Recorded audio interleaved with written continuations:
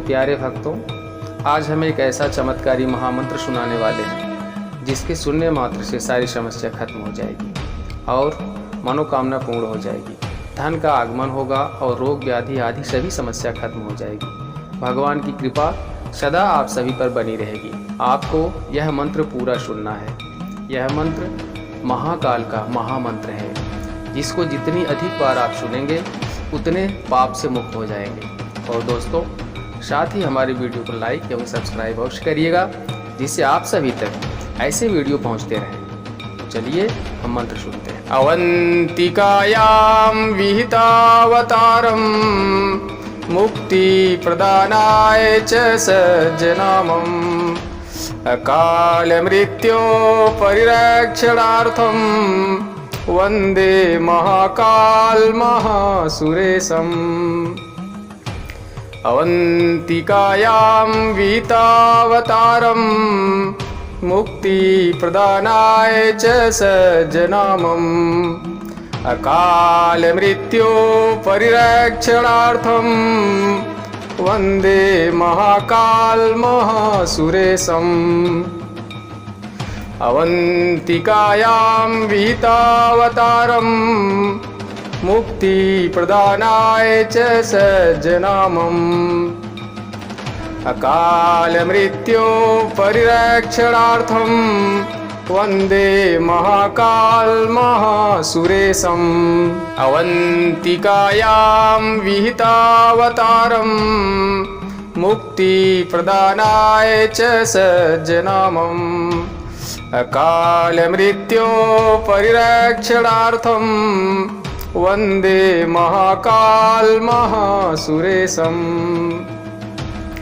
अवंतिकायां विहितावतारं मुक्ति प्रदानाय च सज्जनामम् अकाल मृत्यो परिरक्षणार्थं वंदे महाकाल महासुरेशम्। अवंतिकायां विहितावतारं मुक्ति प्रदानाय च सज्जनामम् अकाल मृत्यो परिरक्षणार्थं वंदे महाकाल महासुरेशम्। अवंतिकायां विहितावतारं मुक्ति प्रदानाय च सज्जनामम् अकाल मृत्यो परिरक्षणार्थं वंदे महाकाल महासुरेशम्। अवंतिकायां विहितावतारं मुक्ति प्रदानाय च सज्जनामम् अकाल मृत्यो परिरक्षणार्थं वंदे महाकाल महासुरेशम्। अवंतिकायां विहितावतारं मुक्ति प्रदानाय च सज्जनामम् अकाल मृत्यो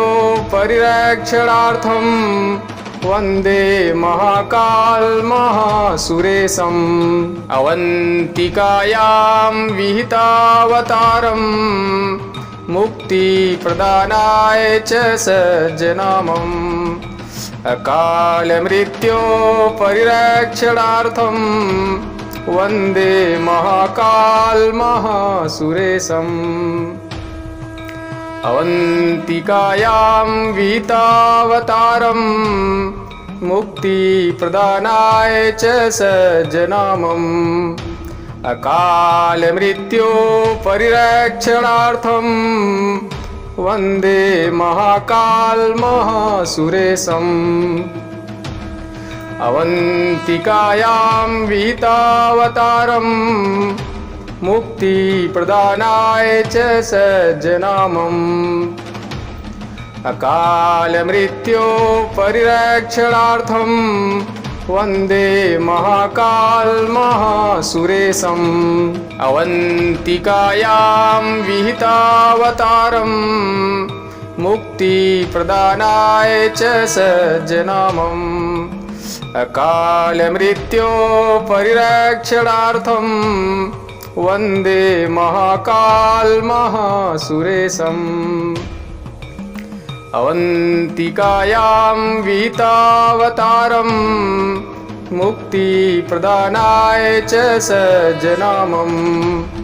अकालमृत्यो परिरक्षणार्थम् वन्दे महाकालमहासुरेशम्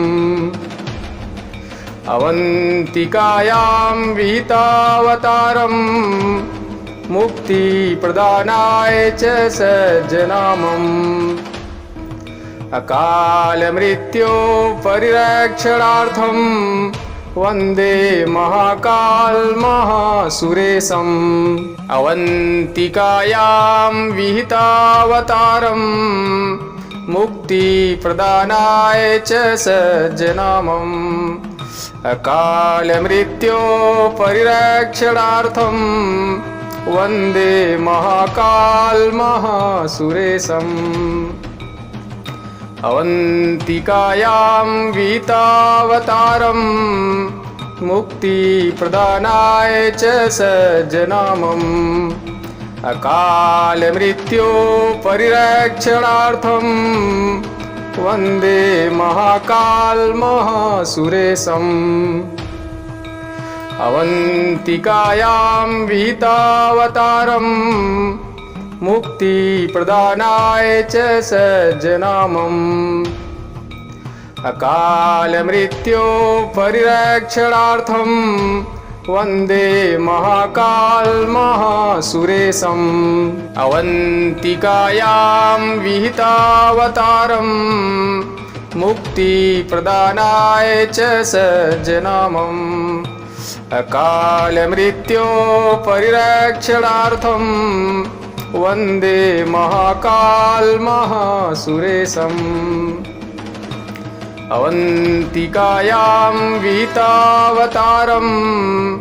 मुक्तिप्रदानाय च सज्जनामम् अकालमृत्यो परिरक्षणार्थम्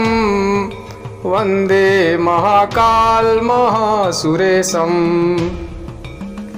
अवन्तिकायां विहितावतारम् मुक्तिप्रदानाय च सज्जनामम् अकालमृत्यो परिरक्षणार्थम् वन्दे महाकालमहासुरेशम् अवन्तिकायां विहितावतारम् मुक्तिप्रदानाय च सज्जनामम् अकालमृत्यो परिरक्षणार्थम्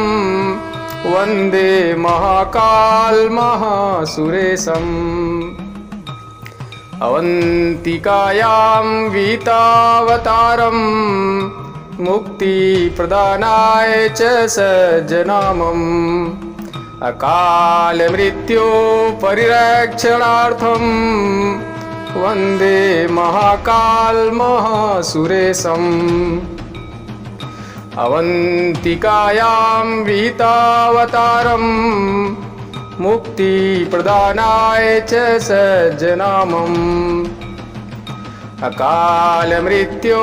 परिरक्षणार्थम् वन्दे महाकालमहासुरेशम् अवन्तिकायां विहितावतारम् मुक्तिप्रदानाय च सज्जनामम् अकालमृत्यो परिरक्षणार्थम् वन्दे महाकालमहासुरेशम् अवन्तिकायां विहितावतारम् मुक्तिप्रदानाय च सज्जनामम् अकालमृत्यो परिरक्षणार्थम् वन्दे महाकालमहासुरेशम् अवन्तिकायां विहितावतारम्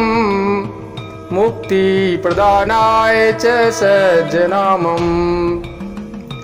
अकालमृत्यो परिरक्षणार्थम् वन्दे महाकालमहासुरेशम् अवन्तिकायां विहितावतारम् मुक्तिप्रदानाय च सज्जनामम् अकालमृत्योपरिरक्षणार्थं वन्दे महाकालमहासुरेशम् अवन्तिकायां वीतावतारं मुक्तिप्रदानाय च सज्जनामम् अकालमृत्योपरिरक्षणार्थं वन्दे महाकालमहासुरेशम् अवन्तिकायां वीतावतारं मुक्तिप्रदानाय च सज्जनामम् अकालमृत्योपरिरक्षणार्थं वन्दे महाकालमहासुरेशम् अवन्तिकायां विहितावतारं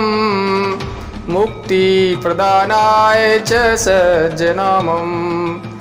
अकालमृत्योपरिरक्षणार्थं वन्दे महाकालमहासुरेशम् अवन्तिकायां विहितावतारं मुक्तिप्रदानाय च सज्जनामम् अकालमृत्योपरिरक्षणार्थं वन्दे महाकालमहासुरेशम्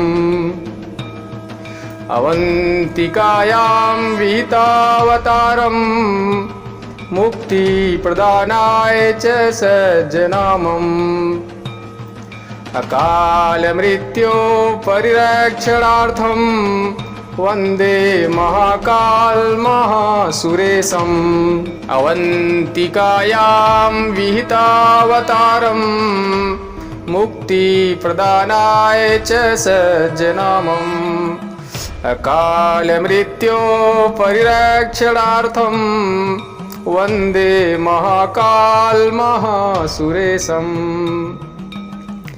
अवन्तिकायां विहितावतारं मुक्तिप्रदानाय च सज्जनामम् अकालमृत्योपरिरक्षणार्थं वन्दे महाकालमहासुरेशम्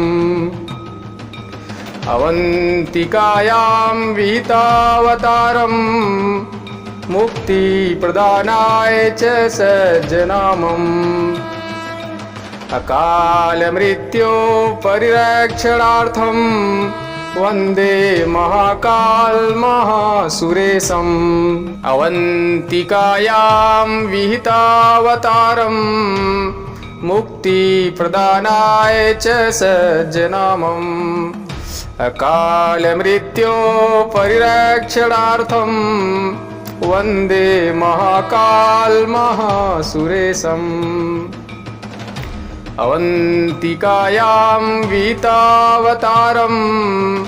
मुक्तिप्रदानाय च सज्जनामम् अकालमृत्योपरिरक्षणार्थं वन्दे महाकालमहासुरेशम्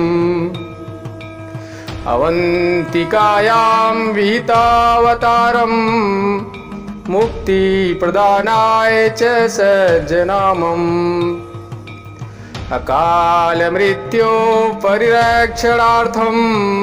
वन्दे महाकालमहासुरेशम् अवन्तिकायां विहितावतारं मुक्तिप्रदानाय च सज्जनामम् अकालमृत्योपरिरक्षणार्थं वन्दे महाकालमहासुरेशम् अवन्तिकायां विहितावतारं मुक्तिप्रदानाय च सज्जनामम् अकालमृत्योपरिरक्षणार्थं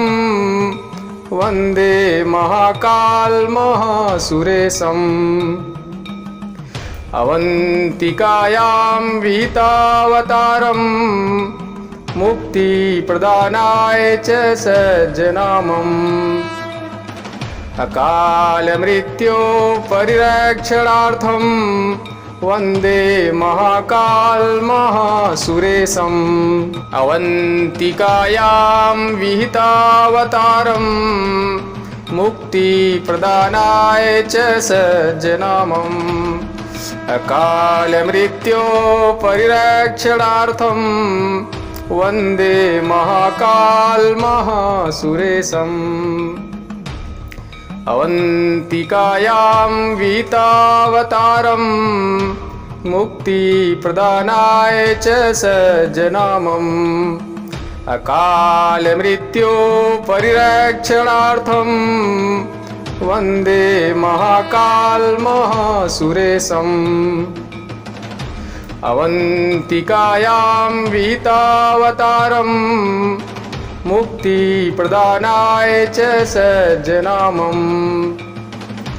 अकालमृत्यो परिरक्षणार्थं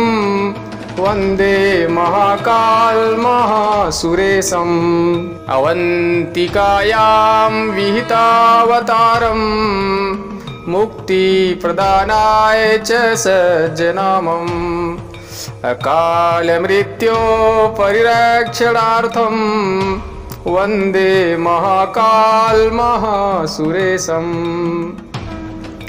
अवन्तिकायां विहितावतारम् मुक्तिप्रदानाय च सज्जनामम् अकालमृत्यो परिरक्षणार्थं वन्दे महाकालमहासुरेशम् अवन्तिकायां विहितावतारम् मुक्तिप्रदानाय च सज्जनामम् अकालमृत्यो परिरक्षणार्थं वन्दे महाकालमहासुरेशम्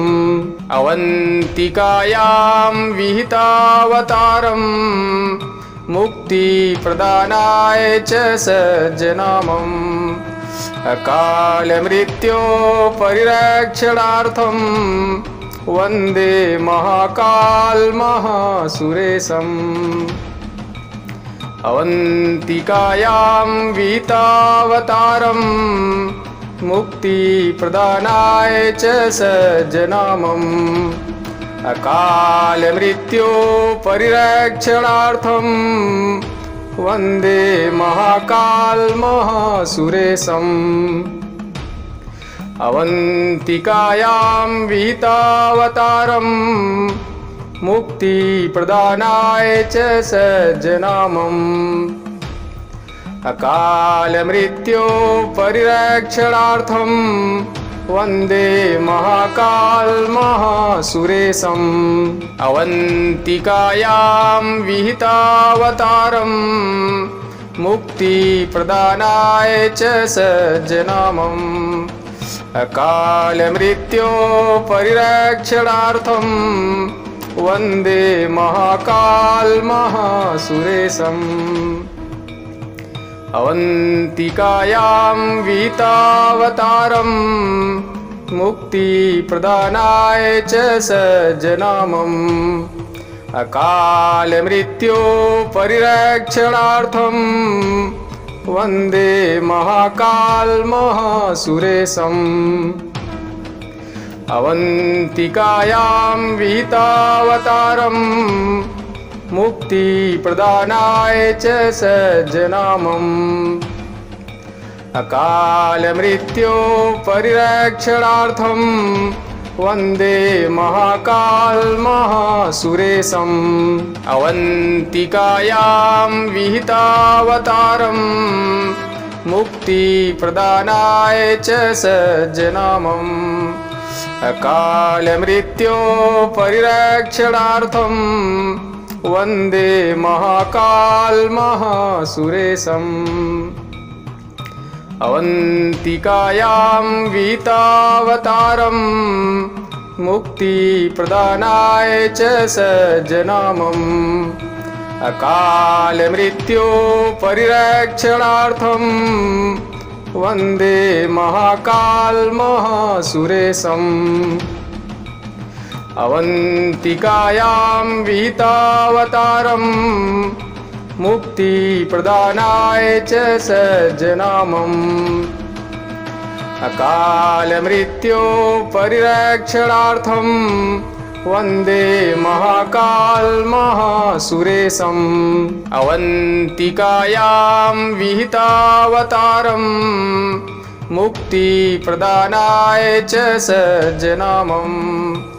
अकालमृत्योपरिरक्षणार्थं वन्दे महाकालमहासुरेशम् अवन्तिकायां विहितावतारम् मुक्तिप्रदानाय च सज्जनामम् अकालमृत्योपरिरक्षणार्थं वन्दे महाकालमहासुरेशम् अवन्तिकायां विहितावतारम्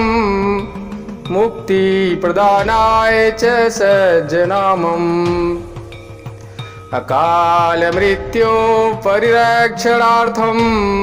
वन्दे महाकालमहासुरेशम्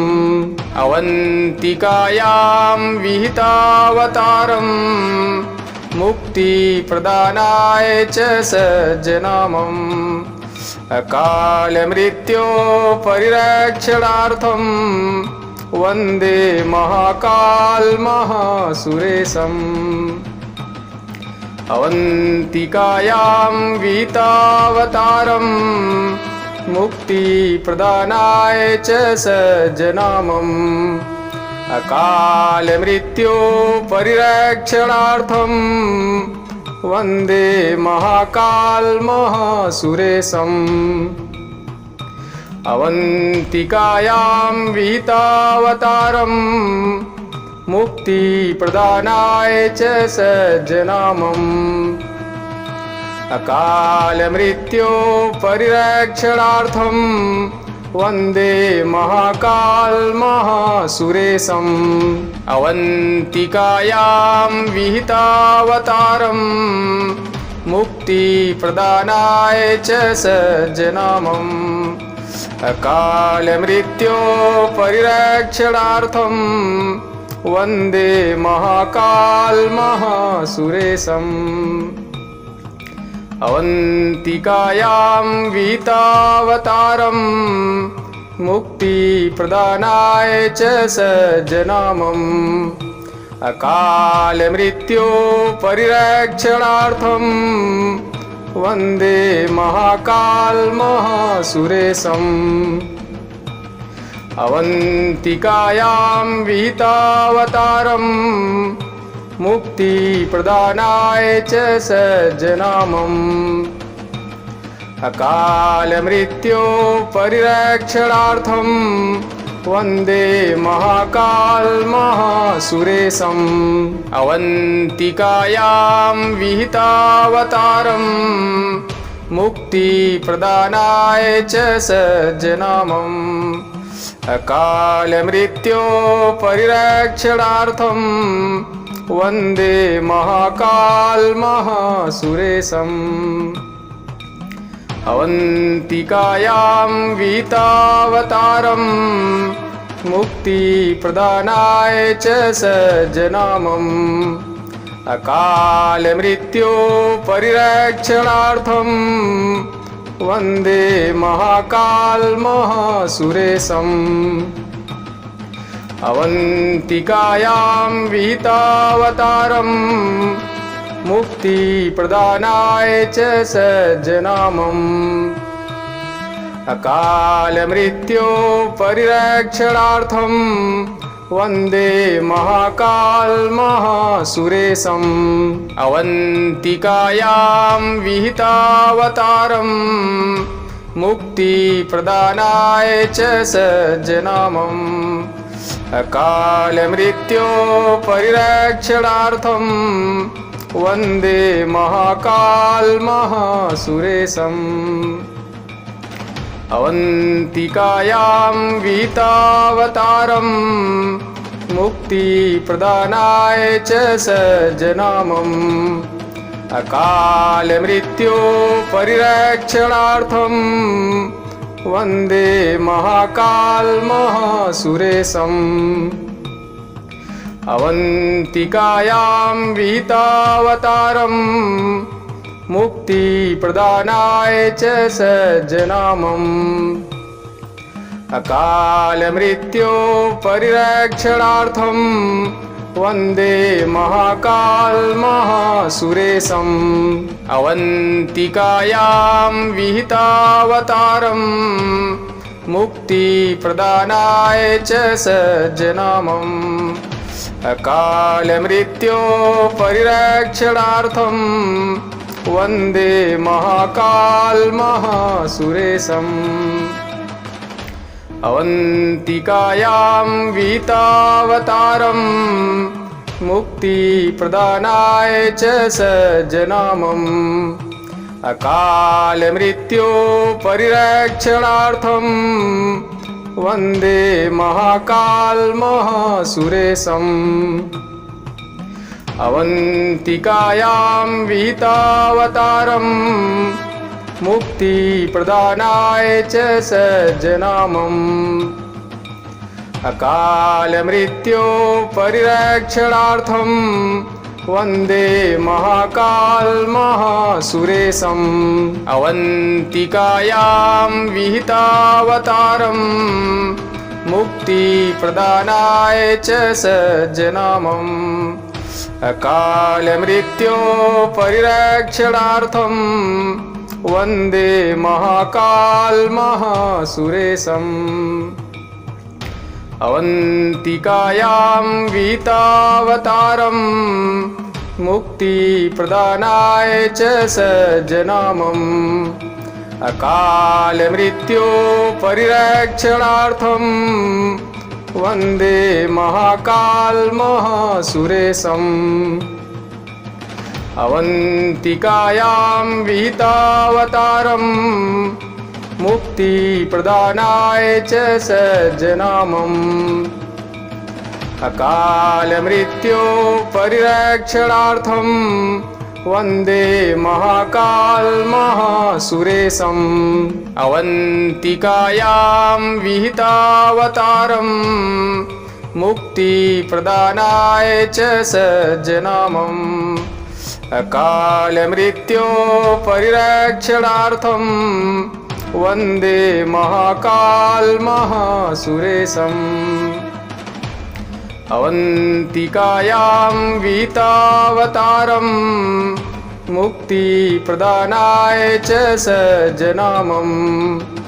अकालमृत्योः परिरक्षणार्थम् वन्दे महाकालमहासुरेशम् अवन्तिकायां विहितावतारम् मुक्तिप्रदानाय च सज्जनामम् अकालमृत्योः परिरक्षणार्थम् वन्दे महाकालमहासुरेशम् अवन्तिकायां विहितावतारम् मुक्तिप्रदानाय च सज्जनामम् अकालमृत्योः परिरक्षणार्थम् वन्दे महाकालमहासुरेशम् अवन्तिकायां विहितावतारम् मुक्तिप्रदानाय च सज्जनामम् अकालमृत्योः परिरक्षणार्थम् वन्दे महाकालमहासुरेशम् अवन्तिकायां विहितावतारम् मुक्तिप्रदानाय च सज्जनामम् अकालमृत्योः परिरक्षणार्थम् वन्दे महाकालमहासुरेशम् अवन्तिकायां विहितावतारम् मुक्तिप्रदानाय च सज्जनामम् अकालमृत्योः परिरक्षणार्थम् वन्दे महाकालमहासुरेशम् अवन्तिकायां विहितावतारम् मुक्तिप्रदानाय च सज्जनामम् अकालमृत्यो परिरक्षणार्थं वन्दे महाकालमहासुरेशम् अवन्तिकायां विहितावतारम् मुक्तिप्रदानाय च सज्जनामम् अकालमृत्यो परिरक्षणार्थं वन्दे महाकालमहासुरेशम् अवन्तिकायां विहितावतारम् मुक्तिप्रदानाय च सज्जनामम्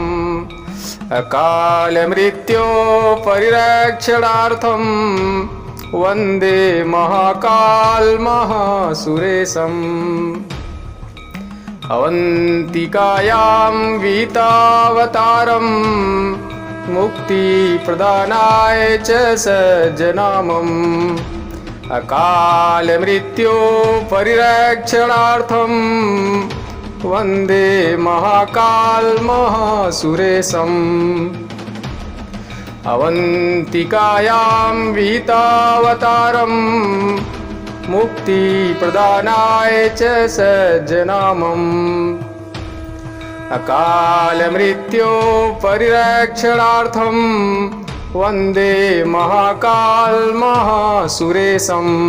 अवन्तिकायां विहितावतारम्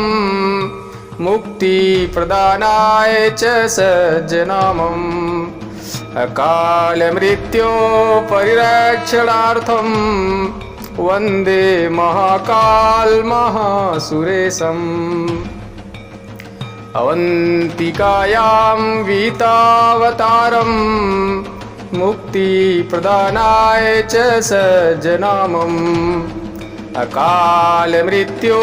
परिरक्षणार्थं वन्दे महाकालमहासुरेशम्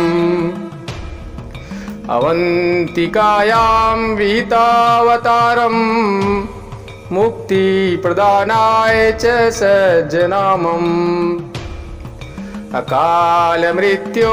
परिरक्षणार्थं वन्दे महाकालमहासुरेशम् अवन्तिकायां विहितावतारम् मुक्तिप्रदानाय च सज्जनामम् अकालमृत्यो परिरक्षणार्थं वन्दे महाकालमहासुरेशम् अवन्तिकायां विहितावतारम्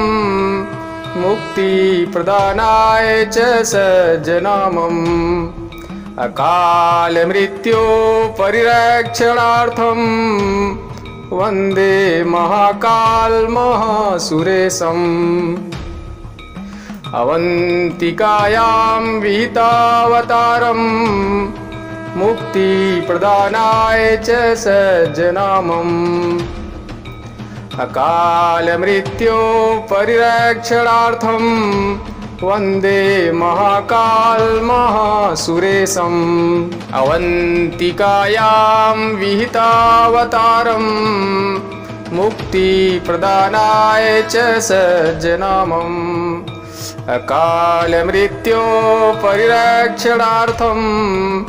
वन्दे महाकालमहासुरेशम्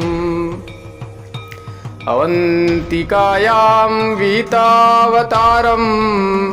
मुक्तिप्रदानाय च सज्जनामम् अकालमृत्यो परिरक्षणार्थं वन्दे महाकालमहासुरेशम्